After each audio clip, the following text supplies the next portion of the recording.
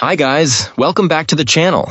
I've had this one for a bit. I didn't want to rush and make a video, but I also don't really need 20 minutes to cover it, so here's a quick take that took a while to get to. But before we get into that, don't forget to check this great discount for it. You can find the link in both the video description and the top comment below. Alright, enough talk, let's get right into it. To get things started, let's hear from our first reviewer. This reviewer, like many others, grew tired of paying a monthly rental fee for their internet provider's gateway.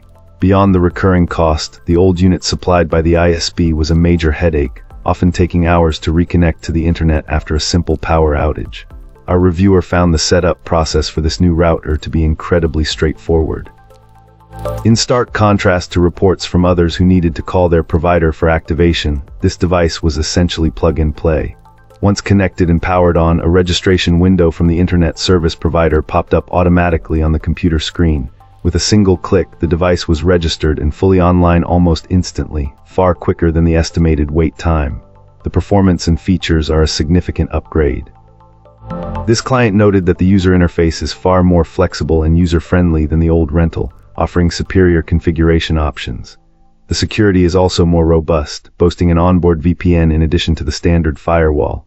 After setup, a quick analysis showed a strong, stable signal on both Wi-Fi bands, and download speeds on the 5 GHz channel were about 20% faster than before. Our reviewer took advantage of the dual bands by placing the main computer on the faster channel, while dedicating the other to various smart home devices to better manage network traffic. The only minor drawback mentioned was the external power brick, which adds a bit of clutter compared to a unit with an internal power supply. The reviewer also shared a helpful tip for others. An initial issue where the internet dropped was traced not to the gateway itself, but to a specific app running on a connected network storage drive. A quick reset of the storage drive resolved the conflict completely, and everything has been running smoothly since. Awesome! Let's hear what our next reviewer has to share about their experience. This reviewer decided to purchase this modem router combo to stop paying the monthly rental fees from their internet service provider. Our client noted that the unit is fairly large, about the same size as the equipment they were replacing. While it came with all the necessary cables and a wrench for the coax connection, the documentation was a major letdown. The included quick start guide was extremely basic, and the full user manual had to be downloaded separately. Setting up the initial internet connection was surprisingly smooth.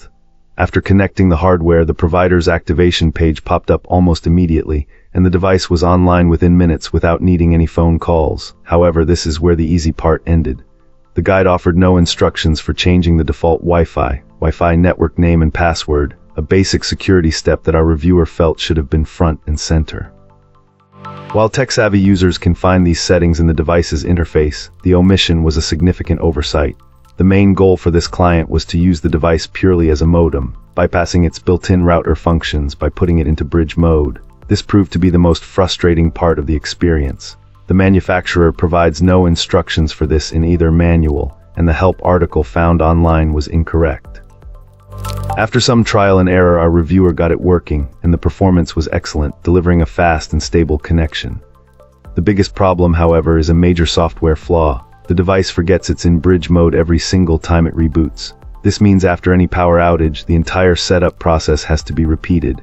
Despite this significant annoyance and the poor documentation, the hardware itself performs well, making it a worthwhile, if frustrating, purchase. Great! Now let's see what our next reviewer has to say about their experience. This reviewer decided to upgrade their network setup after their internet provider offered a faster plan at a better price than they were currently paying. Initially, they were going to take the provider's free modem, but decided against it due to the recurring monthly fee after the contract period. Instead, our reviewer started researching compatible modems with voice capabilities and good reviews. After a lot of research, this client chose this modem. They mentioned that many of the other options had mixed feedback, particularly a lot of negative reviews. This particular model stood out for having generally positive user experiences, especially for those seeking 600 Mbps speeds with voice functionality. The fact that it uses a Broadcom chipset was also a big plus, as that chipset is known for its reliability and performance.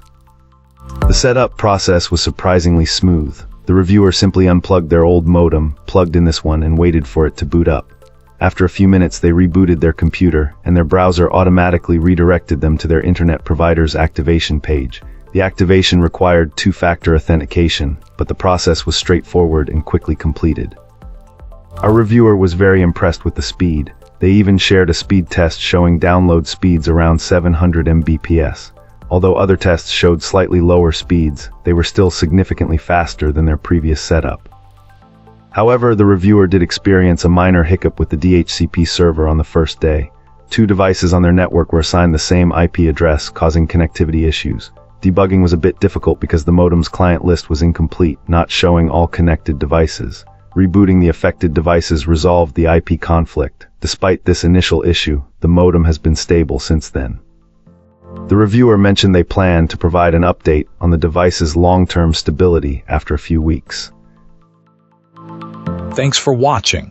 If you enjoyed this, hit like, subscribe, and let me know what you think in the comments. Catch you in the next one.